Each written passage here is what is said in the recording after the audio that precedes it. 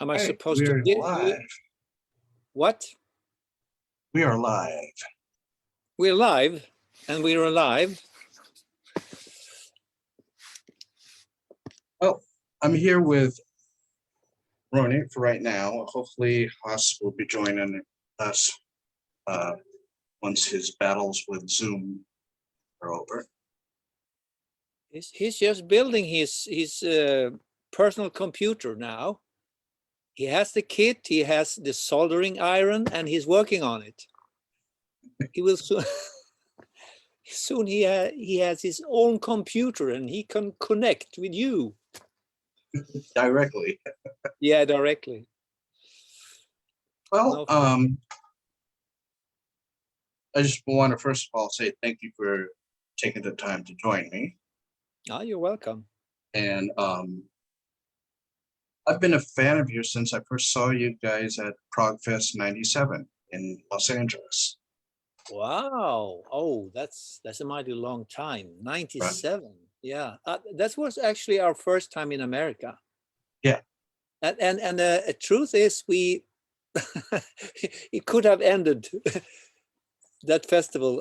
We played a festival, let me see, what called just was it called Progfest? ProgFest, yeah. Progfest 97. And we were playing a show in Quebec, Canada, a couple of days before that. And then we were supposed to fly into Los Angeles. And we've been told by the organizer of the Progfest that, okay, just tell them that you're playing a festival and it's non-profit. So we tried that, but it was just like, I think actually Hasse and our drummer then, Jaime Salazar, and who else? No, it was actually Hasse, Thomas Bodin, and Michael, my brother. Yeah. They went on the plane, and me and Jaime, the drummer, we were sort of, lagging behind. And when we came to the sort of the last control before you go on the plane, they were asking, "Oh, so you're going to America? What are you doing?" They said, "We're going to play a festival." And they said, "Are you getting paid?" And I had to be honest, said, "Yes, we're getting paid, but it's like that payment goes towards the flight, etc. So it's kind of non-profit." But that didn't work that well, So they said, "Sorry, you can't get on the plane." And the three of the guys were already on the plane, and all the guitars, the equipment, the keyboards were already on the plane. So we were stopped in Canada, in Montreal, and the three guys that was on the plane and the instruments, they have to go in and get the instruments, take it off, the baggage, and So we were thinking, okay, we're not going to get to America and play that Progfest. But I made a phone call, and actually the airport was going to close down. So we were kind of desperate. And this, you have to remember, this is our first time in North America ever. I've never set my foot on North American soil at that time, So welcome to North America, but you're not welcome here. So and actually the funny thing is that the two shows we did in Canada were fantastic. I mean, the reception we got was just amazing. I remember standing in Quebec, and before we could sort of play the very first note of the first song, there was just applause for about 5 minutes, standing ovation. And even after we stopped playing the last song, I think there was maybe a 10-15 minute applause before we did the encore. So that was a really warm welcome, but that was kind of short-lived. So we, got like, "No, you're not welcome to America to play." But anyway, we got the paperwork needed squared, and we went there the next day. So we had to stay one night in a hotel in Montreal, but very nervous about the dreams of coming to America and play, and in this big prog festival, and John Wetton was there playing this, all these bands, so just getting to meet these people, but anyway, so we got there the next day, and took off from there, kind of. Yeah. Well, yeah. You and John Wetton were one of the highlights for me because the It was the the promoter Greg Walker. Greg Walker, yeah, yeah, Yeah, he had your well, he had this thing in the catalog, yeah. I and remember I that. like the description that he gave. So when he announced that you guys were going to be playing, I was like, okay, good. I can get I've already heard the CD. Now let me see them live. And Yeah, yeah. the newer bands that played at those festivals sounded really good. Some of the older ones, in the couple first of his festivals up until 2000, they sounded very distant. So it's like, I guess it had to do with whoever was on the mixing board. It could be, yeah, yeah. I mean, that's and I have no idea who mixed the Flower Kings, but we didn't have a mixing guy. It was just the five guys, the five of us, the band. We couldn't really afford someone at that time, so we just went there, with an open mind and say, oh, okay, this will be easy, easy Right, mix. Of course, it wasn't. But the thing is, I think what worked in our favor was that we've been over the years, I mean, not only in the Flower Kings, but before that, all the time we worked with the idea that don't leave it to the mixing guy because he's going to be drunk or he's going to be stoned or he's going to don't care shit about your music. right, So you got to do the mixing on stage, if you know what I mean. right, I come from, an idea that if the band play with the dynamics that's supposed to be, just like classical musicians, we were trained to, when there comes a passage where it's supposed to come down, to have just like a whatever, a right cymbal, some mellotron, make it dramatic. That's something that the band need to do on stage. That you can't leave that to the mixing guy, to do the sort of create the music that way. right, So I think it worked, I mean, to our advantage that we were actually kind of mixing the music already by doing very good dynamic performance of the music, playing the right notes, playing with the right sounds, having Thomas Bodin doing great soundscapes with keyboards, right. and and we had a great drummer, Jaime Salazar. So we had already, I mean, in a rehearsal room, the band sounded almost like a record. So I think for whoever mixed the Progfest, it worked. But I remember also the Progfest. It had some Italian band that sounded really great. I may mix it up with another later Progfest, but I think there were. I mean, and John Wetton sounded great, and Spock's Beer was there. I think I met Yes. Neil for the first time. It was funny because we were, just waiting to go on, I think, and there was a couple of amps that needed to be moved, and we talked with the crew, and I think there were still people in the hall waiting, and some people went to get a coffee or have a walk or whatever. And I was just by my amp, or not my amp, but whatever amp I'm going to use for the show, and just moving a few cables around and, fixing my stuff, getting ready to go on. And there was just a guy standing behind my amp, a guy with long black hair. And he just started singing one of the Flower King songs. Oh my God. There's more to this world, etc. And I looked up, and that was Neil Morse. So Oh that was the wow. first. Yeah, that was. And believe it or not, Neil had hair Oh, I remember. down to his knees, almost. Not to his knees, but anyway, he has this long black hair, and this guy just started singing one of our songs, and I thought, what's wrong with this guy? But he looked happy, and he said, oh, I love that song, and I said, I love your band, and it's great, you know. There's so many bands here and play prog music, and sometimes I don't understand, you know, and but you guys really have good melodies and you have good vocals and stuff, so I really enjoyed your band. So we sort of struck up a kind of a friendship there, and later he emailed me to seek out if I had any addresses for festivals in Europe, etc., because he wanted to take Spox over to Europe. So I provided for him some contacts in Europe for festivals and stuff, and you know, and it just went on from there, you know, and as you know, that led to also the formation of Transatlantic, that I got invited to be part of that band.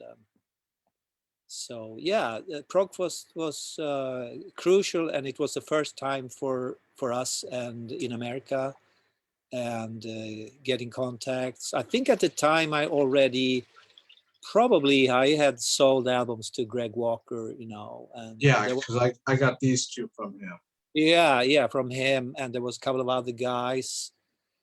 Um, also like mail orders selling Flower Kings records, because we weren't signed to Inside Out then. It was just my Right. own label. Yeah, Fox. Yeah, Foxtrot. So that was an interesting time, and sort of do it yourself, because no one else gonna do it.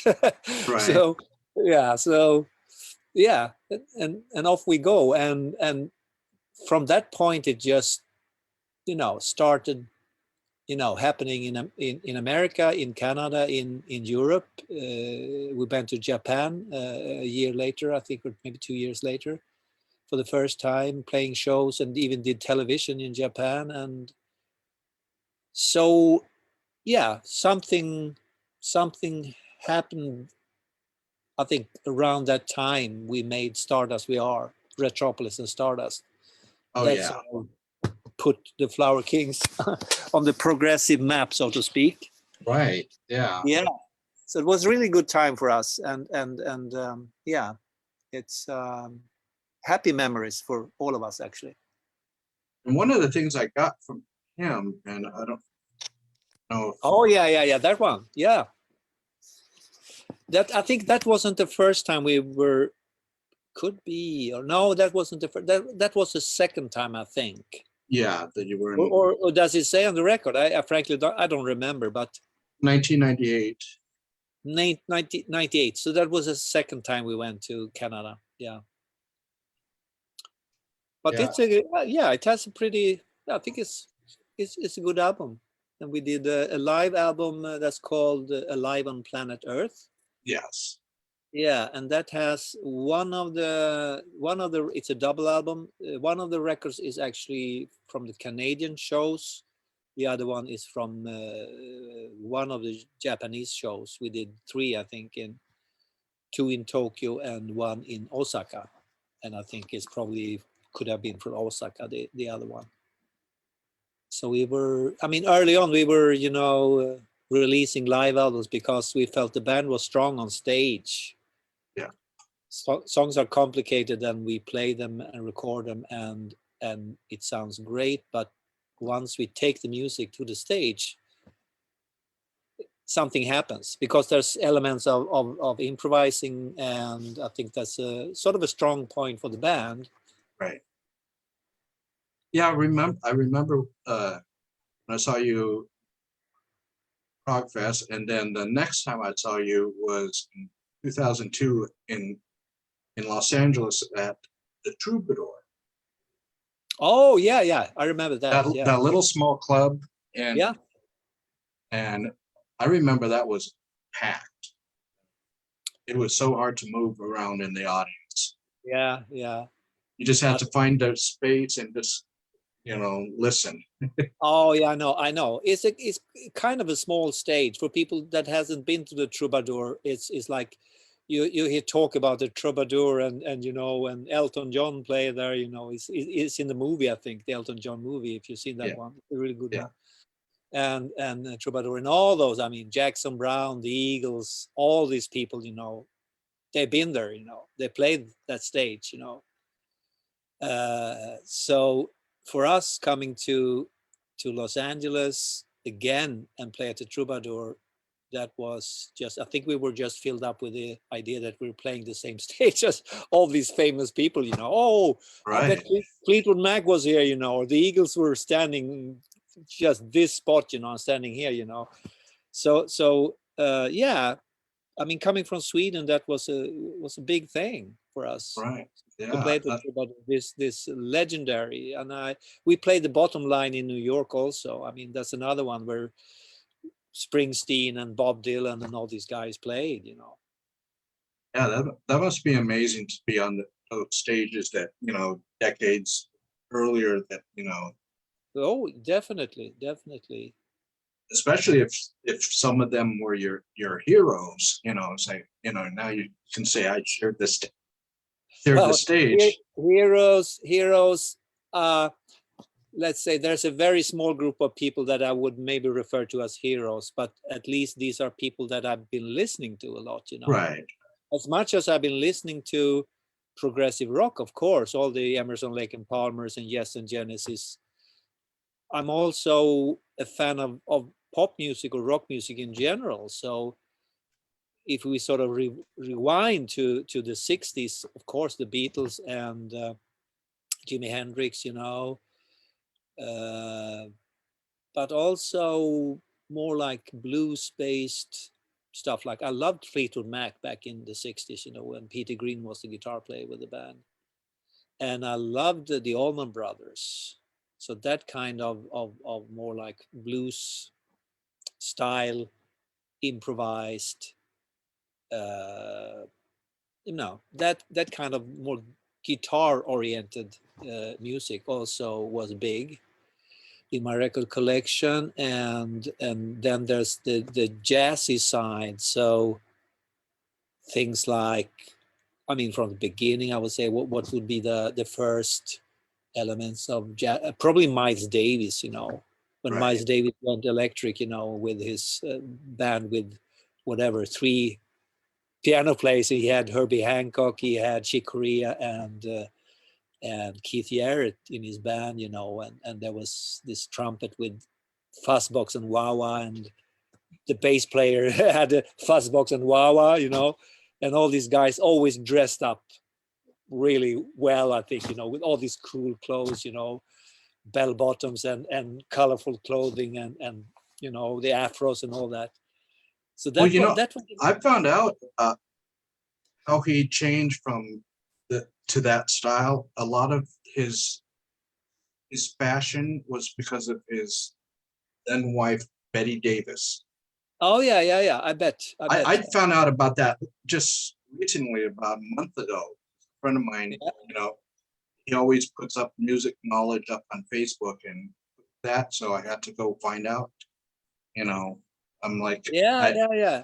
I would imagine. Yeah, cool. You know, and I yeah, mean, so one of his great albums is, of course, Sketches of Spain. That was influenced, I think, by some performance they went. Him and his wife went to see, you know, and he was just taken by this music, you know, and so he wanted to do something similar, you know, and out came Sketches of Spain. But I mean that era of music, progressive rock came a little bit later. I think one of the earlier progressive rock bands was, of course, Vanilla Fudge was a big band for me. You know, Mark Stein, Tim Bogert, great bass player, and Carmen Appice, and you know those guys. oh yeah, So that was early progressive rock, sort of, you know. Then of course King Crimson and all the well-known prog bands that we that we all know and love. But I mean, in between all that, you know, there's always been pop music. So for me, as I said, playing stages where I know that whatever Elton John or right, these, because there's crap music from Elton John, but there's also wonderful music from Elton John, you know. right, And I always had a soft spot for Jackson Browne, you know, a little bit of the Eagles, but probably more Jackson Browne because of his voice, because of, I mean, there's some kind of an honesty I can sense in his music, right, and some melancholy, I would say, and simplicity, but in a very good sense, I think, simplicity. So and that's probably, I mean, with prog music for me, usually I look for that kind of element too. I mean, I look for the fancy stuff. I look for the whatever Return to Forever stuff in it, you know, or the Right. Dixie Drag stuff. But I probably look as much for the Beatley stuff or the Elton John stuff or the Jackson Brown stuff, you know, because that's what carries the songs, you know. That's the whatever I'm gonna hum. I'm not gonna, of course, bum bum ba dum da da da dum da dum da da da da da. You can sing that, or you can maybe Right. sing a weather report song, but a lot of the fusion music you can listen and you can enjoy, but you can't really take it with you, if you know what I mean. Right. Right. Yeah. But That, you know, there's, I mean, a lot of your music, it's like, it stays with you long after you finish the CD, you know, because I've been listening to it all week, and it's like all all the songs are just bouncing oh around. yeah, yeah, and that's to be honest, that's probably the pieces of music I'm most proud of are the more simple pieces, you know. Of course, when you put something together like Stardust We Are, that's a song that has elements of both, and I think that's like for me personally, the strong sides of the Flower Kings, the good symphonic parts, but also the good melodic and vocal parts that are sort of merged into something that's stand the test of time as I see it. I agree. It was when I first heard that song, it was like, you know, feel like, you know, the power of it, you know, going through me, and it's like, it was like, it was just amazing, just, you know, listening to it, you know, and then after it finished, I had to start it over again because, you know, I Yeah, wanted to yeah, experience it again. And the one thing that about your music and prog music in general, it never gets old. Whereas some pop music, you know, you hear everything and it's like you hear it again. It's like sometimes it feels good listening to it again. Other times it's like, okay, you know, wait for that song to be over to go to the next one. But with your music and, you know, and the one you did with Transatlantic, it's like every time you hear it, you hear something a little different, you yeah, know. yeah. I yeah, I get it. It's like certain parts of the music get to you directly because it has that kind of quality of you hear the chorus, and the next time you hear the chorus, you know the song, and that's kind of a hit song within the progressive rock. I mean, people like Neil Morse, he has a knack for doing that kind of thing. He can write that kind of songs, you know. He's not a master of really complicated progressive rock, I think, but he's the master of doing this really beautiful. Because I'm rehearsing now transatlantic music for the live thing, and there are certain very melodic, very simple songs that are really beautiful that he has. He just has that gift, you know, of writing that kind of song. So, um, but I think for me personally, the really good prog music, all of these songs, I mean the great Yes songs, you know, Close to the Edge or Awaken or some of the Topographic Ocean stuff, you know, uh, that music has that quality, and it also has the quality of, okay, the sounds may be dated. You hear Minimoog slightly out of tune or whatever, you hear Mellotron, that kind of sound, and you can say, oh, this must have been recorded some 25, 30, 40 years ago. But the quality of the music and the way the music is put together is actually timeless. You know, if you have a good imagination, you can just try to imagine different recording sound, or a different sound of the bass guitar, or a different sound of the piano. Things change, I mean, in the recording studios, and some for the better, but sometimes not, I think. And that's proven by the fact that if you go into one of the top studios today, you will find mostly the same recording equipment. The most treasured microphones in a big recording studio would be like the U47, Neumann U47. That's basically the same microphone they had recording whatever, Ray Charles or Nat King Cole, these guys, you know, or Frank Sinatra, and on to whatever, the Beatles, all these guys, even through the 80s, but and also like whatever, the microphone preamplifiers, the compressors, they are the same. If you want to buy something really exclusive that sounds great today, you probably go buy the same compressor that they used for, I mean, like the Fairchild, that's like the Rolls Royce of the compressors, you know. You have to pay like 50,000 US dollars for something like that today.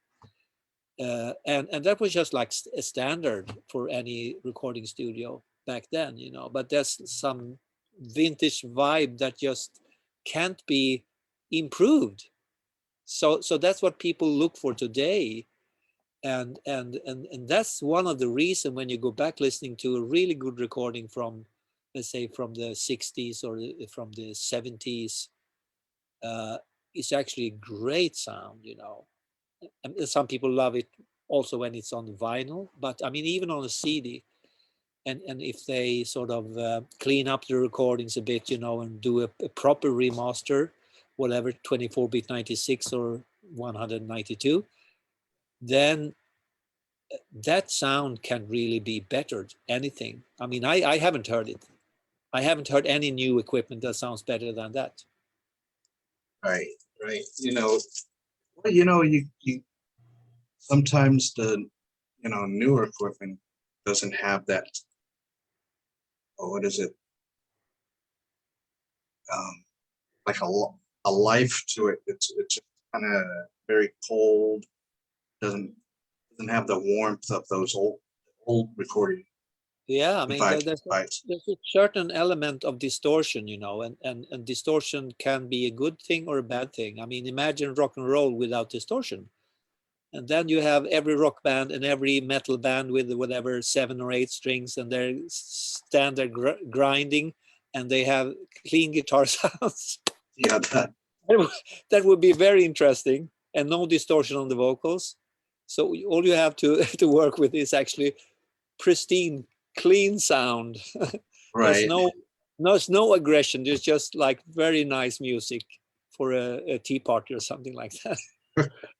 Right. But it's interesting. I mean, it's like it was actually from the beginning. I suppose we wanted to have a clean sound, but then there was distortion, and distortion proved to be a super important part of recording history and of rock and roll in particular, I would say. Because just try to imagine all these great rock and roll records without the distortion. And I'm not talking only about the big distortion, like on whatever Judas Priest album or something like that. I'm talking about also the small amounts of distortion that you can find on just about any recording. You know, I'm sure you can find it on Eagles record or the Fleetwood Mac record or whatever pop records. Definitely on the Beatles records, you know, you can find it. So yeah. It's interesting. And this one, with your granddaddy of the, probably, I know it's done in small segments, but yeah, but if it was pieced as one song, it would be almost 60 minutes. Yeah, 59. I can't remember exactly now, but yeah, something like almost 60 minutes. And that was like, oh wow, I think that was the first time that there's been a rock song that would be that length if it was as one song instead of separate little tracks. Yeah. And at Yeah. one time when I had an old CD player that to record, it had a function where you can bunch different songs together and make it as one track. So I did that at one time. Yeah. And I actually, just the other week, I put together the remaster for that one, and I did a few remixes, and also tried to supply the record company with the correct information and get rid of whatever was that shouldn't be in the sort of the text of the packaging and all that. Get rid of the whatever was spelled wrong in the. There's always stuff like that, Right. But I then at that time I realized that I didn't know if the song was cut like in the mastering, because I didn't do nowadays I do the mastering myself. But this is like 20 years ago. So then I went to a mastering facility to a guy and say, here's the whatever that tape, or this is the reel to reel, and I want you to master this. And then he probably asked me something, oh, do you want these songs put together, or do you want like an index point for each part? And I probably have put down an index point for each part, and they say, oh, we can make them separate, so they're separate. But to be honest, I don't remember if the CD was ever. So you mean the CD had the index point for each Yes. track? Yeah. Okay. Well, this particular one that's on the Foxtrot. Yeah. I think it was the same. That's the same master that Inside Out used later. But I don't remember if we did it that way. But if you say that's the way it was, okay, that's interesting. But I think the thing is, I mean, going back to the origin of the song, this is something that me and Thomas Bodin wrote together, and we did it. The band had already started gaining momentum, so we've been to America, we've been to doing our first European tours. Everything seems to be, selling more, and we were getting greater offers, etc. So here we are doing another album, and we just have these songs, and then we said, oh, let's try to write something together. And we gather at my office, and I had a keyboard there, and I had a computer, and guitar, and small guitar amp. And we just said, okay, let's get together a couple of times this week, and maybe another couple of times next week, and see what we come up with. So we just started writing Garden of Dreams, and Thomas had the first segment of it, and we just went from there, and then he was playing a couple of chords, and I started singing, and later writing lyrics for it. And then he left and went home, and I maybe stayed for a couple of hours and wrote another piece of music, and or looked at my demos and see how we could fit it together. So reality is, what we had in the end is lots of different songs that we sort of pieced together. And then when we hit the 35-minute mark, we were just looking at each other and said, this is a long song, 35 minutes. And we were smiling and probably thinking the same thing, shall we just continue, see how far we can get, Right. And then the other day, the next day, and then it sort of almost became like a joke. And I think Thomas went in and said, okay, can we check whoever wrote the longest song in music history? And I said, oh, I don't know. I mean, is there any band that wrote a really long song? And I said, I don't know. There surely is stuff that, I mean, back in the day, but you had on vinyl, you had a limitation of maybe at least one side, maybe 25 minutes at the most, maybe 20 with good sound quality. And what you can do, yes, you can put it on the other side, and you have probably things like, I mean, I can't even remember now, but I'm sure there is. I mean, definitely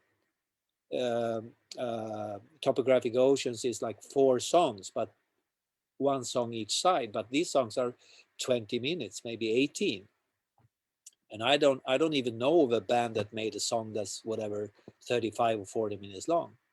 But we just work from there. And when we sort of gain momentum and all these ideas coming up, and then, oh, maybe we can use that part from in the beginning of the song, and we can connect with this and maybe sing over it, and we have this little melody, we can put it in.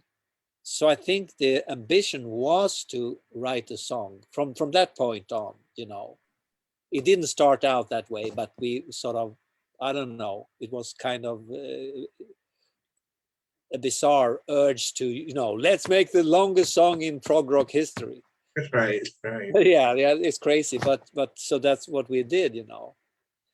And I think I finished the song probably late one night, you know, and writing the just the final bits, whatever, 4 or 5 minutes.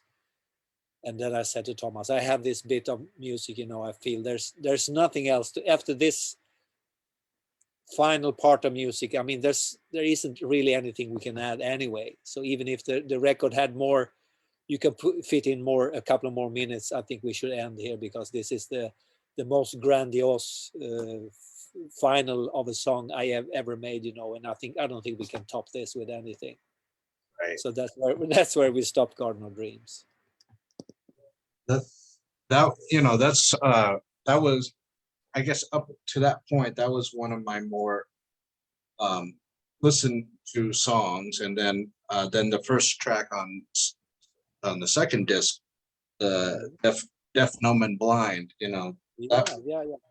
for an 11-minute song, it was from beginning to end, it was just like just a powerhouse of the way that the music just came out, you know. And it's like, and you know, I had friends that thought that progressive rock ended in the 70s, and I said, well, you had to look a little closer. You know, it's not going to be on FM radio like in the United States, like, you know, in the 70s. You know, it's going to be a little more specialized area, but they are still going. You know, bands are still going, you know, and they sound stronger, you know, obviously because of productions, you know. Yeah, and I mean, the thing is that we were so convinced, and we were so, I don't know how to put it, we were so on track. We have decided that we're gonna make this happen, you know. And we were thinking, it wasn't like we were thinking, okay, we are better than Emerson, Lake and Palmer and Genesis. We never thought that. We thought these guys are gonna be like, it's like thinking like, you know, you can't even begin to think you should write something that would be better than the Beatles, you know, if you're into pop music. Right. We were just thinking like, okay, this is what Genesis did, this is what King Crimson did. That's great music, you know. But we take ideas from that. I mean, we look at it, what they did and how they were, you know, kind of careless about music history, really. They, whatever they wanted to write, each of these bands had their own styles. They were pushing the boundaries all the time, you know, putting in jazz rock, putting in classical music, putting in avant-garde, in the case of Crimson and Yes, I would say. And they were really at the front of that, you know. And but here we are, I mean, 20, 25 years after whatever they did, Relay or Red or Locks, Tongues in Aspic. So what we did was paying a little homage to that, but we actually took in everything else that was in our own musical history, being folk music, Swedish folk music that you can find in Flower Kings. And that, I think, one of the things that make Flower Kings sound a bit special, because we have the Swedish folk music movement, you know, in the music. And then we, of course, took in classical influences, maybe from some other sources than whatever Genesis did or Yes did. So we had Swedish composers here that are has some kind of a folklore Swedish classical music too. and also everything else. I mean, we were listening to whatever, Vangelis or Tangerine Dream, that kind of thing, and all the, as I mentioned before, my background with blues rock, Vanilla Fudge and the band from all the Allman Brothers and that kind of thing. So, and when you take all that and just mix it up, mix Right. it together, I would say, mix it together. Uh, well, there you have it. That's Flower King's music, And then there's always elements of music that comes from places you have no idea where it's coming from, Right. because that's what happens. Even today, I sit down usually more like with the piano than the guitar, and just sit down and just start playing something. And I'm thinking, what's this? Is this something that could be used for Flower Kings? Maybe not. I put it aside, or maybe it can be used for transatlantic. I have no idea. But when I go back and listen to it, then usually there comes another idea. Eventually I start singing something over it, and then Right. it sort of takes shape, and I think, okay, what if we add drums to this? What if there's a guitar riff here and there, and that way the music starts shaping, and I have no idea where it's coming from really. There's no specific influence really. It's not like I'm thinking, okay, let's write this song that sounds like Bryan Adams or Right. like whatever. It's just like, I don't know. I suppose that's what it is for most composers. It's the music comes from somewhere, but you can't really tell from where. It's you just enjoy hearing certain chord sequences or a certain melody over a chord sequence, and you start tapping your foot and you have the rhythm going, and it's probably influences coming from yesterday, from 2 weeks ago, from your childhood, whatever, Right. and you just sort of collect it, and you be sort of the I don't know, the radio. No. And then of course you had your band before. Oh yeah. That's my history. When you got onto Inside Out Music, that's where they put out this really nice box set, Yeah. the Decca years. Yeah. That was one of the few those box sets that they put out, at that time, because I don't think they had any Inside Out had anything like that for any other of their prog bands. So they put that out. That was I think it's something. actually one. Yeah, I think it was one of the first connections with older prog bands. I think because Inside Out at the time, I mean, I signed with Inside Out in 1999, and they were basically more into neo prog. I think Yeah. probably they tried to sign us 1 year earlier, and they said, we have just signed Spock's Beard. They're kind of the same style as you guys, and we have, I can't remember what they had more. I can't remember actually, but they were more like neo prog label, Right. And And then we signed, prog metal too. yeah, prog metal, a bit of that. And then we were signed to the label, and then just about the same year, I think we were signed also with Transatlantic. So Transatlantic were signed, and they already had Spock's Beard and Flower Kings then, and so it was natural, kind of, for me at that point, because also I had been doing my business from here, and it just expanded and expanded. So I remember, I think for Flower Power, I think was the last album I did on my own label, and for that alone, before signing to Inside Out, I think we shipped like 11 or 12,000 CDs.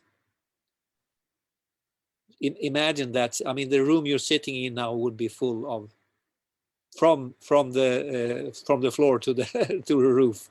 Right. Yeah, I mean, it's like an enormous amount of CDs, So I just felt that either I be a record, like a record producer, or just, you know, selling albums, or I'd be in a band still, you know, and have time to write music. So that's the point where I signed to Inside Out. But then I think Inside Out,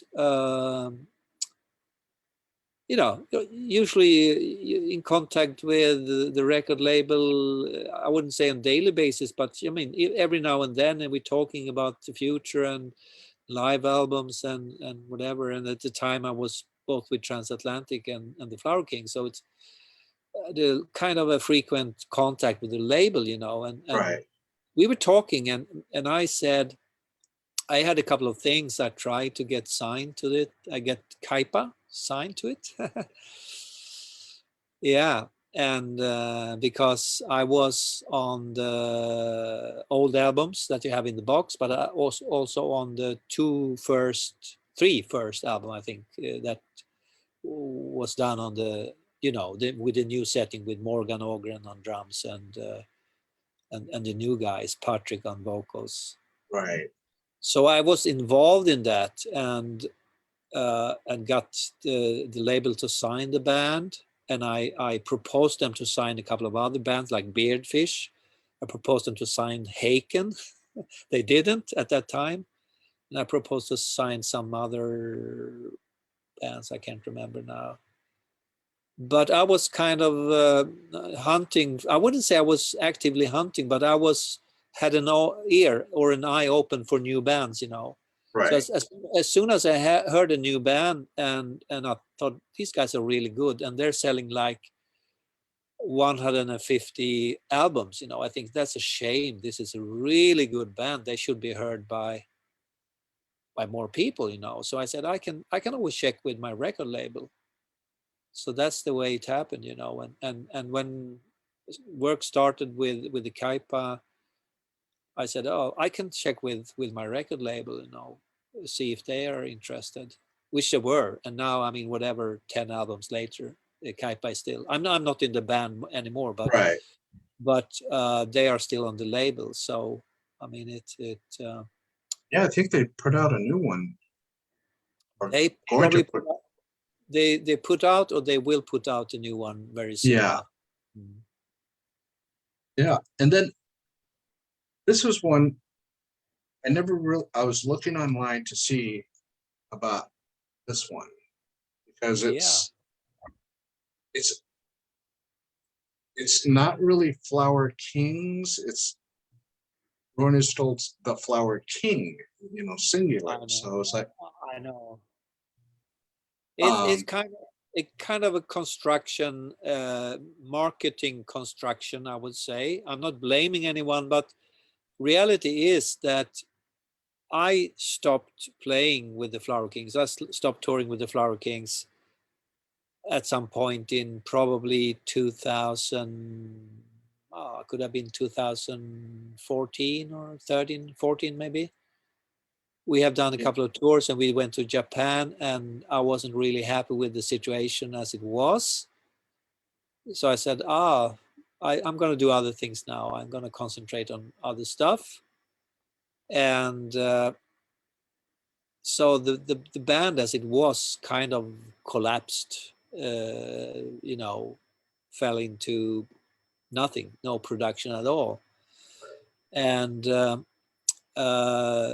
I think at the time, maybe I started working already on the Sea Within. I can't remember if it was that time, or if it was even the time I started working with John Anderson. I can't remember.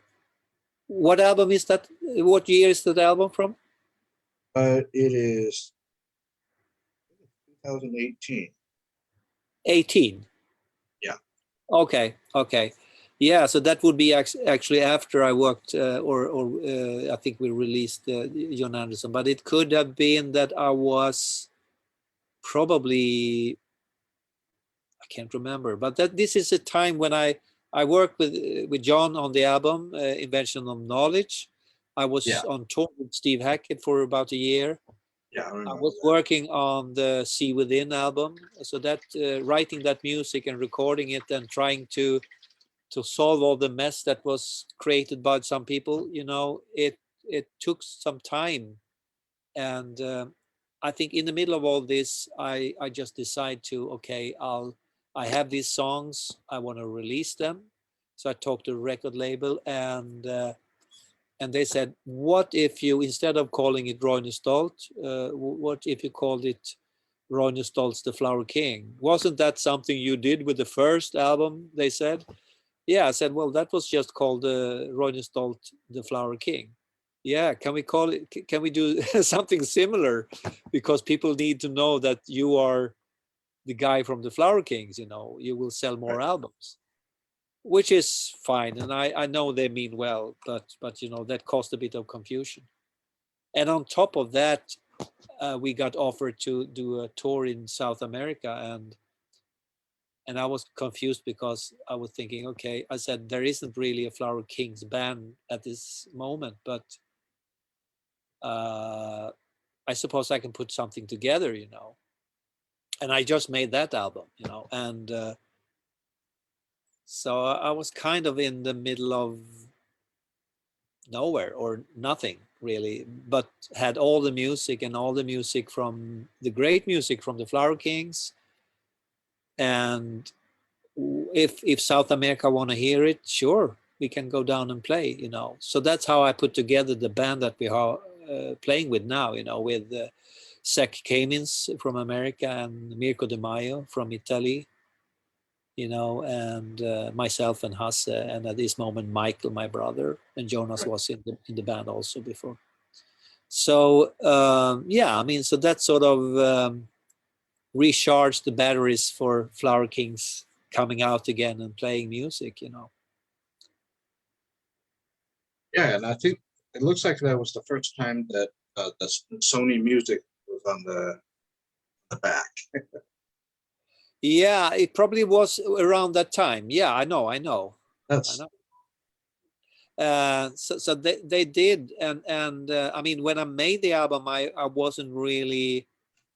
I said we probably made the See Within album, and I was in contact with Marco Miniman again and said, would you like to drum on the album I'm making? Because we were actually, I think we were actually playing one show in Lorelei in Germany, a festival, and Marco was coming over for that, and I said, what if I book a studio somewhere in Holland or in Germany, and you can track drums for, and you make some extra money? And said, yeah, sure. And we went there, and it's kind of a weird situation because we were in a big venue, and he put up his drums. And I said, well, that's cool, you know. It's more like the old days. You have put in a big drum kit in a big venue, and you put up some microphones, and you have a guy recording it. So he tracked the drums in a venue actually for this album. And I have to say, he tracked the album in one day. And in between all the tracking, we actually had to go, because this is summer, and we go down to a really nice restaurant by the water. We have this big seafood lunch, and spend some time there drinking coffee, and take a stroll back to the recording, and track the rest of the songs. So I think all together, I would say effectively, probably he spent 6 hours tracking that album. And I can't think of any other drummer that would do something like that, you know.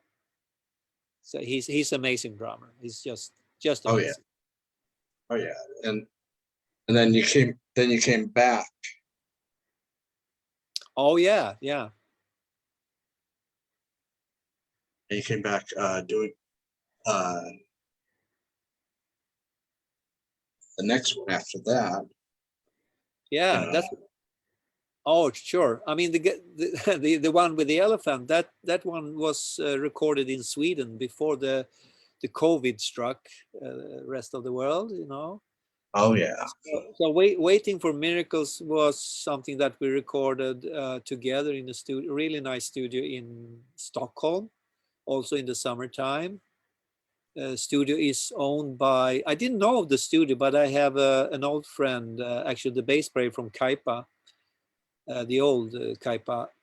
He had been there recording something, and he pointed me to the studio and said, oh, well, the studio is owned by Benny Andersson of ABBA. So this is the guy from ABBA who owns the studio. Oh, And wow. yeah, so that's in the middle of Stockholm, in the beautiful city in the summer. You have all the water on the boats, and the sun is shining, and it's a beautiful place. A great studio, very much built upon vintage gear, you know, big desk,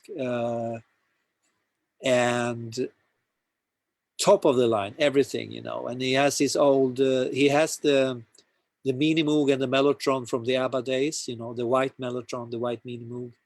He has this Fazioli grand piano, which is a fantastic, top of the line, sought after grand piano. And he has the big SY1, I think it's called.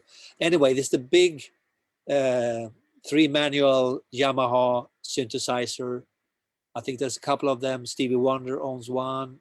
John Paul Jones of Led Zeppelin owns one, used on Zeppelin records, and Benny owned one, and I think who else? Jean-Michel Jarre, I think, owned one. So not many of them are made, and one of them was actually in the studio where we recorded Waiting for Miracles. So it was a very special studio. The engineer who tracked the album was a female, that sort of the boss in the studio, which is also very nice for a change. You know, it was a very, very special time. Mirko had to record the drums on an old Ludwig kit. So it's sometimes things you do that change a little bit from what you would do standard. I mean, normally would do bring in a modern drum kit, but there was this old Ludwig drum kit in there, you know, probably from the 70s and or even 60s. And we just said, okay, that's the sound we love with the Beatles, right? Why not? Let's record with that, you know. Right, right. Yeah, and the Hammond organ, you know, great sounding Hammond organ, Fender Rhodes, Wurlitzer pianos, and you know, all the old amps and all that. So yeah, we had a great time there for that one. And the other one, Islands, was as the title sort of suggests, that was recorded remotely, because then we're in the middle of the pandemic. Yeah, that I noticed, you know, you have bands that either put out music during the pandemic or they put everything on the shelf and wait it out. Yeah, Uh, yeah. and also, there was one person that I spoke to, Robert Barry. Yeah, He, Robert. Yeah. he learned some behind the scenes stuff, like I guess mastering and Oh, mixing and stuff like that. So he said something that he wouldn't have done in the past because he's always busy with touring. Now there's no touring, so you know he had the time, you know, to learn something, and so that I think, while amidst all the bad that the pandemic did, you know, it's nice to find a little something positive. absolutely. And I have to say, I usually, when I do interviews, I mean, for this and for the other one, the question comes, oh, how do you feel about this, you know, and you guys, poor guys, you have to I mean, sit there, and you have to be alone in the studio, and you only work in, you can't get out and play shows, etc., etc. And you know, reality is we are really lucky, we are really blessed to be able to do this. And I mean, normally I would anyway spend a lot of time on my own, because I mix the albums. if someone want to be here with me when I mix, fine. But if not, I'm going to mix it anyway. I'm going to be here on my own anyway, you know. Right. So I spend a lot of time in my studio, and I mean, then I go out, have a coffee, or I have dinner with my wife, and we talk a bit, watch a bit of television. But then I'm back in the studio again, you know, and work.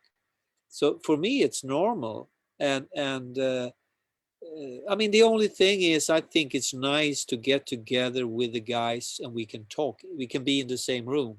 We can talk about the music, you know. So I enjoyed, I mean, for this last one, for the new album, by Royal Decree. Yes. I enjoyed actually being together in the studio and be there, you know. So whatever, when Mirko was tracking something, you know, on the drums, and someone felt that, oh, maybe you should come down a bit and maybe play the ride cymbal. We don't need to send like 6 emails telling, Right. and can you try that? He can try it. Okay, he tried the ride cymbal instead, and then everyone says, nah, maybe it was better after all with the hi-hat, you know. Problem Right. solved instantly, instead of all these emails flying back and forth. Right. That kind of thing. Or you're standing by a Hammond organ and you can start discussing the drawbars of the Hammonds, create a certain sound. And if I'm in the same room as Zach, we can talk about it. Or he sit by a Hammond somewhere in Los Angeles, and he would try something and then send to me, and I say, oh, maybe you shouldn't have used the 2 upper drawbars. Maybe you should have a little bit more of the bottom, or maybe you shouldn't have turned on the Leslie at that point. Maybe wait for the big chorus until you turn on the Leslie. So that kind of communication is so easy and so fast and effective if you're in the same room. Right. But you have to send, if you have to Skype about it, and you have to send emails back and forth, that's really time consuming and frustrating, I suppose. Well, also too is because you can't, you know, get that feedback from each other right Oh, instantly. definitely. I mean, there's always lots of laughs, and there's lots of communication going even at dinners, you know. So not only if you're sitting with your instrument, it's usually talking about music and other things, of course, but talking about the songs, and having sort of a conference about, I mean, talking about the songs. What shall we work on tomorrow? How do you want to go about this song? Shall we do just drums for this one? Should we play together? Shall we do the grand piano first? Should we do the Hammond organ first, etc.? Things like that. And it just helps to be in the same room and be together, and you can look in each other's eyes, and you can get a sense of if is the guy happy to do his whatever Hammond. Was that okay? Are you happy with this? Can we move on? Whatever. So definitely, if I have the chance, I'd be together with the other members in the studio rather than sending files. Sending files could be good sometimes, you know, but It's, I mean, you know, I can imagine frustrating for the, you know, because when you want instant feedback on what an idea you create, you know, and yeah, you gotta wait for them to. Yeah, exactly. And sometimes people aren't really sitting by the computer all day. Maybe they're doing something else, you know, they're out shopping, they're working on something else, you know, they're away, you know, they're traveling, and you know, but and then you're waiting for some, you know, approval or whatever, you know. And some people are just slow, you know. And I mean, when I did the album together with John Anderson, he was always like instant, you know. I sent something to him and he was responding. So he was, even though we were working for a long time, and there was so much back and forth about the songs and about choirs and files sending, you know, he did vocals, he redid vocals, he did rewrite lyrics, and then he said, oh, I want to try this instead. And I was sending stuff to him to listen to. There was a lot going back and forth, but it worked because he was so quick. Right. I didn't have to wait 3 days for a response. If I had to wait 3 days for a response, probably I would said, "Oh, sorry, John, we can't do this. Right. Right. I can't do this. Sorry." Oh, now when you announced the new album, Yeah. I was reading some people's comments that they were upset that there was no epics, I and know, I know, I know. and and I think I responded one time to one of the people that said that. I said, "Does it matter?" I said, "It's Flower King's music. Do you like their music? Yes or no? If you like their music, it doesn't matter if it's 2 minutes or 60 Uh, minutes, you know." I know, I know, I know. Yeah, we talked about Garden of Dreams, the Flower Power album. And as I told you, Garden of Dreams is basically, yes, it's a almost 70-minute song, but reality is it's probably like whatever 20 songs put together. And this is the same thing. And this is my argument about this album. Yeah, you look at it and you see all these songs, but they're connected. There are elements from one song coming back, even lyrical bits coming back. So if I had been sort of wanting to please, I mean, badly please the prog fans, the kind of guys, usually guys say, "Oh, there's no epic on this album. It can't be any good." As long as there's an epic, 30 minutes, it's got to be a good album. But it could be 30 minutes of crap, to be honest. And I'd rather have I'd rather have whatever this, good songs than 30 minutes of nothing. Yeah, Because that's the length of the song doesn't really tell the story. It's no, the it really does. it's the content, it's the melodies, and to be honest, I mean, there are albums out there that has that kind of thing. Stevie Wonder once did an album called The Secret Life of Plants. I don't know if you're familiar with the album. No, The I Secret know Life of some. Plants. It was a double album. It was sort of greenish. Anyway, a really good album. But that album had that quality. It had songs coming back, but it was in a slower tempo with a slightly different setting. Some other words, maybe. Some of the words are the same. Some of the words are different. And he did almost like a up-tempo version of it with some guitar lines. And it Right, was just like listening to the album, you could tell that these songs, they're almost like one big song. This is right, this is Stevie Wonder's epic he wrote on a double album, or whatever, his topographic ocean, or whatever you want to right. call it, the wall maybe, and that kind of thing. And I mean, even look at the wall. The wall is not like the big songs. It's not like Shine on You Crazy Diamond. Right, right, I love Shine on You Crazy Diamond, but I wouldn't say it's by default a better song just because it's longer. It's yeah, a great that's song. It's a great song because it has great elements in it. I think a So, lot of back, in the 90s when prog had that resurgence. I noticed there was a lot of bands that were figured they won't be, they'll lose their prog credentials if they don't have an epic.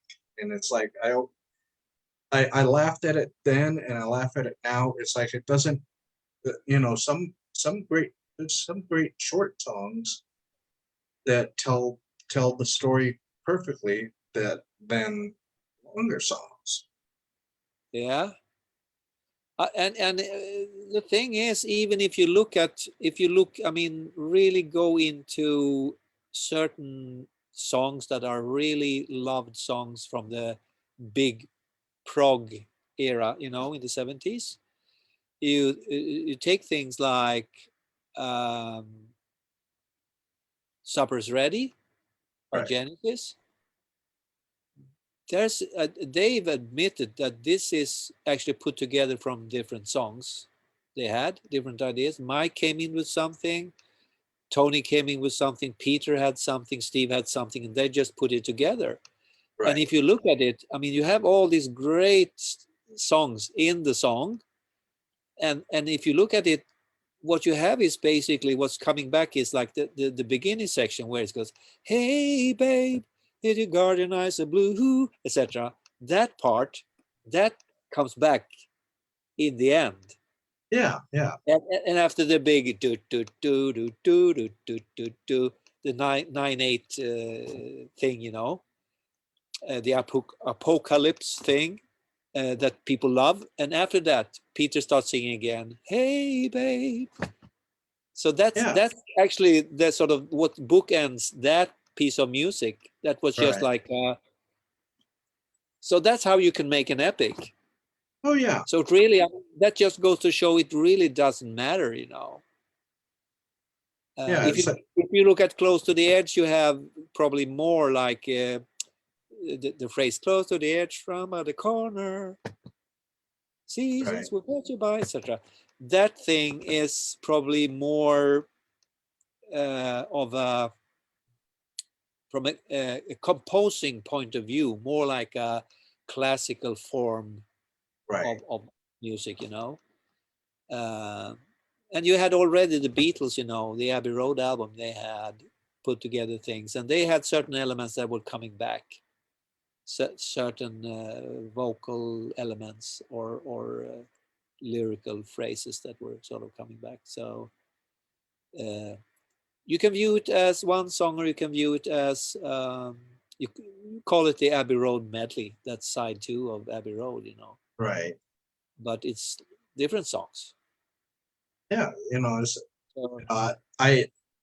so when they were saying that on I think it was the Flower Kings group, what it was, he was going, and there was a lot of people, you know, back and forth, and you know, I just kind of stepped in and just said, "Do you like the Flower Kings music?" Whatever, you know, that's the important. The song lengths are not the important thing. The important thing is, do you like their music?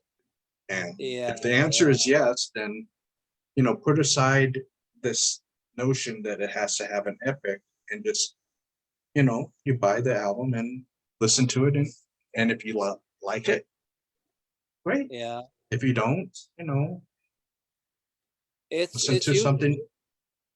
Yeah, they can listen to something else. That's true. It's usually certain things that sort of trigger the sort of the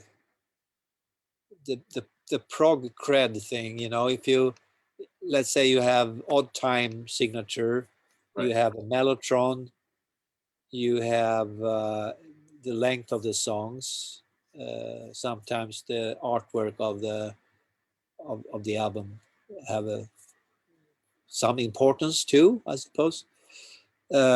But I think for anyone who has been out there seeking albums, looking at albums, looking for albums that had long songs, looking for albums that has mellotron on it, you realize after a while that, yeah, they had a mellotron, but the songs were crappy, or the singer couldn't sing, or I didn't like his voice, or his lyric was just ridiculous, or whatever, you know. So after a while you realize that, what are we looking for really? We're looking for good music that put us in a good mood, or make us dream away, or tell us a story, whatever, you know.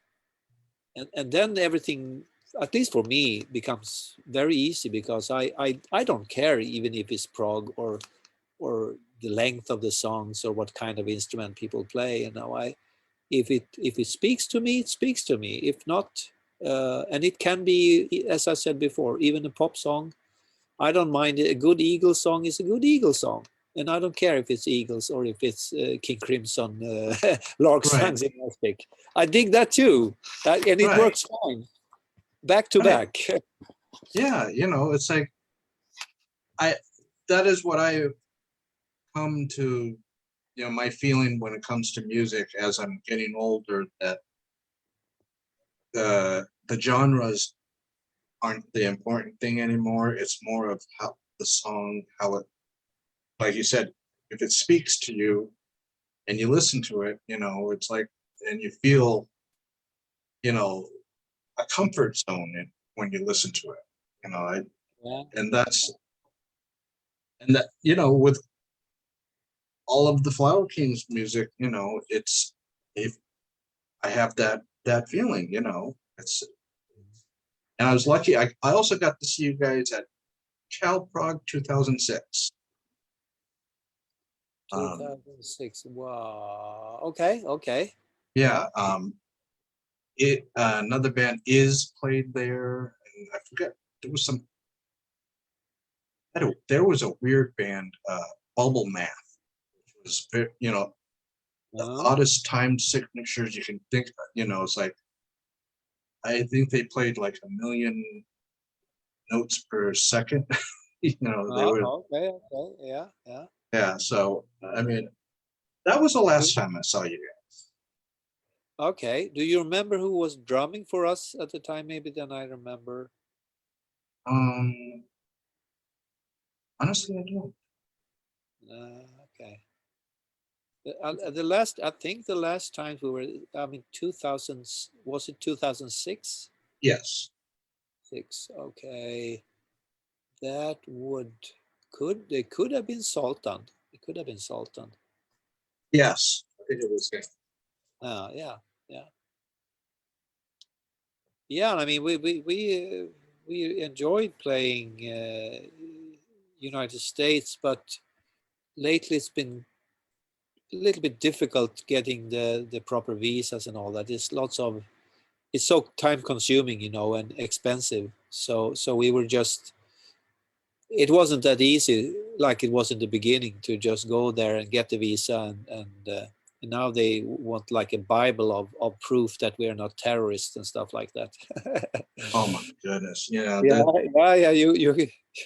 But I have to say, I actually got my visa now, and I have to say they were really nice and really fast last time. I was there 2 weeks ago and got my visa for the transatlantic tour, and I gotta say it felt like a change. So it sort of opened up and felt really friendly and easier to do this time.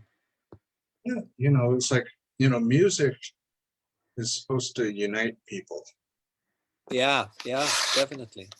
You know, and I mean, I feel a lot of that from your music. That, you know, trying to unite people. You know, and it's something I think we need more now than ever. Oh yeah, yeah. Tell me about it. I mean, you're in America. We're living in Europe, you know, and we're living. I mean, day to day, seeing. I don't know how much report you get from. I mean, from the Ukraine, Yeah. the yeah, the terrible scene from Ukraine. We get it every day, all day long, and it's just heartbreaking to see. You know, I people. have a friend. I have a friend there, Yeah, me too. I have a couple of friends actually there.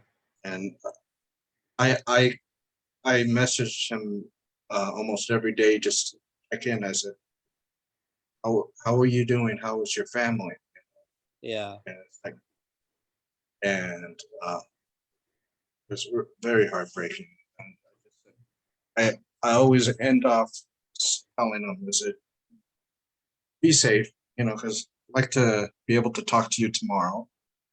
Yeah, And yeah, and he says, I do the best I can. yeah, yeah. I mean, that's the reality for them, you know.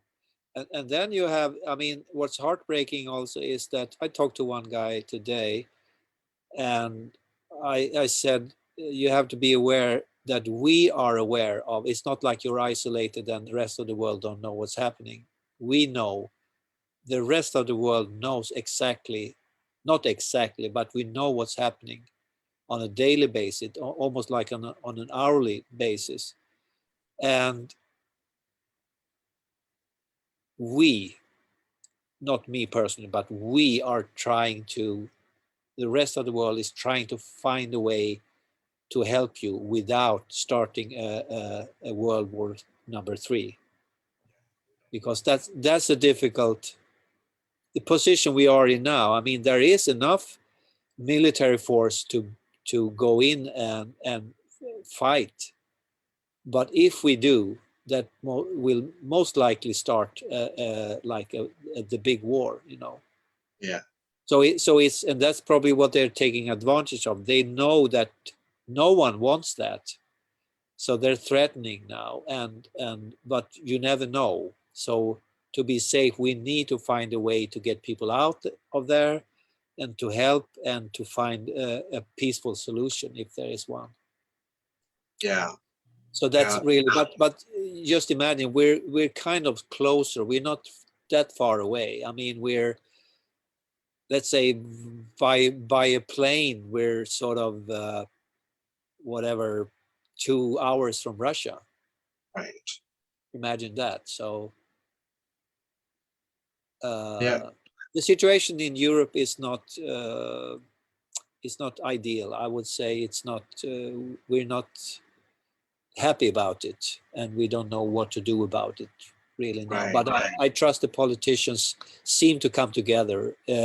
I mean, the good thing is that sort of the right and the left are joining. Everyone is trying their best to help now and set whatever differences there are. We're trying to unite and do the best for all the people, really. Oh yeah. Try to help, you know, and all the refugees that are coming, you know, to welcome them and try to open up, you know. So many people coming from Ukraine now into rest of Europe. Yeah. Poland was the first. I think Poland was the first country that opened its borders. Yeah, they did.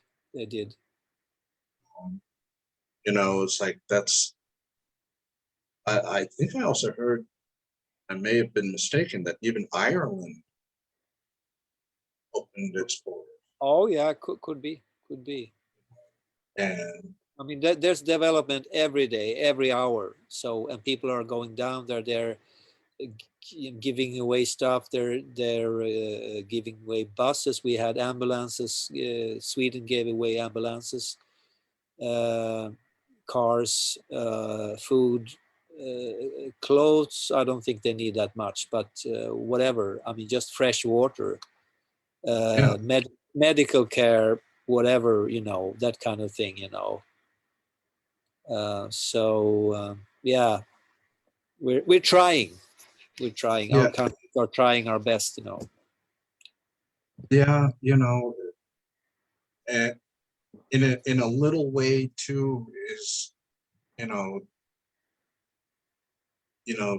using the music to help, lift people's spirits a little bit. You know, I mean, I know it's difficult because we never in America we never been in a situation where you know what if it was Canada that was I know. the aggressor. We haven't been in that kind of a scenario that Europe has been in I think many you can. times. Yeah, and I mean the last time it was this way, I think is probably, I mean, the um, the number of refugees. I think not since the Second World War we have seen anything like this. You know, the situation is a little bit different, but it's also kind of brutal because it seems they target civilians, and Yes. that really gets me really angry about it, because I think so many totally innocent people, you don't even know what these people are thinking, what their political beliefs are, you know, or religion or anything, you know. They just happen to be in a certain spot and they just get bombed out of their houses or killed, and families are torn apart, and so it's, yeah, it's we can feel it's close, but and we get threats also from Russia. You know, we get threats. They say if you join NATO, then you'll be sorry. That I kind know. of thing happening. Oh, I know that. Yeah. So, but I don't think we have any plan to join NATO anyway. But you know, it's just like the kind of thing. It's like the bully on the schoolyard. We're back to Yeah, that kind of. You back to know, that thing. Yeah, I think it would be time for everyone to grow up and try to be happy about whatever we have, you know, and let people have whatever religion they want or whatever political belief, you know, and exactly. You know, it's live like and let live, live and let live. exactly, and you know, and and I was hoping, you know, because when I pre-ordered on Amazon the new one, Yeah. it said first that it was being released on March 4th. Oh yeah, And that was and nice. then March 4th came around and I saw the date changed to March 25th. Yep. And so, but luckily when you buy something on Amazon, music wise, they give you an MP3 file Oh yeah, yeah. to listen to on their Cool. Amazon Music app. So Yeah. I was listening. I had that on my TV with my headphones last night. Yep. You know, just listening to it because I just, you know, and like you said, it flows so perfectly, and I mean, it's going to be one of my top favorites of the year. Yeah. Well, it's a little bit early And to we're tell. only in March, and it's Yeah. like, but I think, you know, I was telling some friends, I said, I think because of the pandemic, 2022 is going to possibly be the year with the most releases Yeah. because Could be. everybody has been, you know, building up, Hmm. you know, maybe even some people might even put something out at the beginning of the year and something at the end of the year because they have so much material, Could be. Could you be. know, but it's, you know, I think it's going to be on a lot of favorite lists, you know, It. top It. 10, top 10 lists or top 5 lists, you know, Wow. Yeah. That's great if that you know, happens. I think. I I would say though that I think what the album asks for is that people actually sit down and, as you say, listen to it many times, because I think it will sort of reveal the what the album is. I think you right, can listen to it and you can really dig the playing. You can say, oh, these guys can really play, and you can say, oh, the sound is great. But the songs you won't really get until you have listened to them many times, 10 or right, even 50 times, you know. right, And the kind of music that stand the test of time, or where you can actually listen to it 50 times and you still like it or even like it more, then right. that's the kind of music we want to write, you know. So, and I'm thinking there's quite a bit of it on this album. Time will tell, of course. I don't know. Maybe I will say something different a year from now. But right now it feels like, and some of the other members of the band also say the same thing. So I think it's from the later era Flower Kings albums. I think this one stand out at least the last 10 or maybe even 15 years. That's yeah, and it came out, you know, in a good month, I think. You know, Yeah, March. yeah, yeah, yeah, You know, as things are, you know, the seasons are changing, and hopefully this pandemic is behind us. yeah, You know, crossing the fingers, nothing doesn't happen, yeah, because everybody, you know, bands are getting back into slowly getting back into a touring schedules. So, you know, it's things are opening up. You know, we got Lost Fest and yeah, Cruise to the Edge, you know, in America. So it's like yeah. we got things opening up slowly, you know, Yeah. And Yeah. hopefully by the end of the year, it's, how do they say, business as usual, regular touring cycles. Yeah, I mean, for us as musicians, we have to adapt to whatever happens, and we are discussing with our booking agents, etc., how we can go about. I think, as it looks now, the Flower Kings will play, as you mentioned, the Cruise to the Edge. We'll play there, of course. We'll do some shows in Canada. We'll do some shows in Europe. Uh, then maybe a few selected shows, like whatever, go down to Italy, play 3 shows, go home. Go to England, maybe play 3 shows, go home. So we're not thinking of doing like touring the regular way, more like playing festivals, playing a selected few shows, let's say, maybe do like a Flower Kings convention day or weekend or something like that in Holland or someplace else in Germany maybe. So that's what we're planning for now for this year, because we can't really going in now and as you say, everyone's gonna play, everyone wants to play.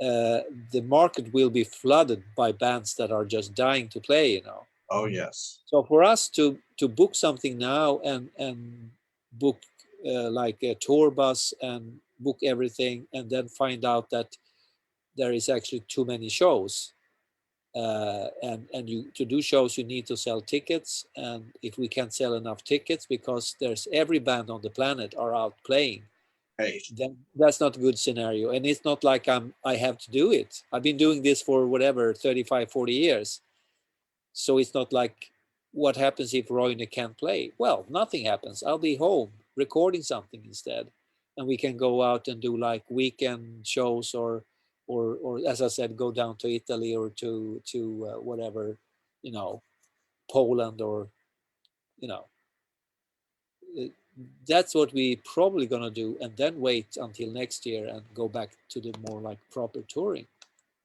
hopefully including America then. That'll be nice. That'll be nice. Yeah. Well, I want to thank you. I'm sorry that Hasek didn't get in. I don't know what he's probably still fighting Zoom. Yeah. For us. But hopefully next time, we can do this again, and hopefully it'll work for him. Yeah. And but again, thank you for taking your Sunday evening off for Yeah, me. no And problem. Yeah. and so once this is finished, I'm going to upload it to my YouTube channel. So if anybody Okay. missed any part of it, they can watch it there. Excellent. Then probably I can post it on whatever, Facebook or something like that, so people who want to see us.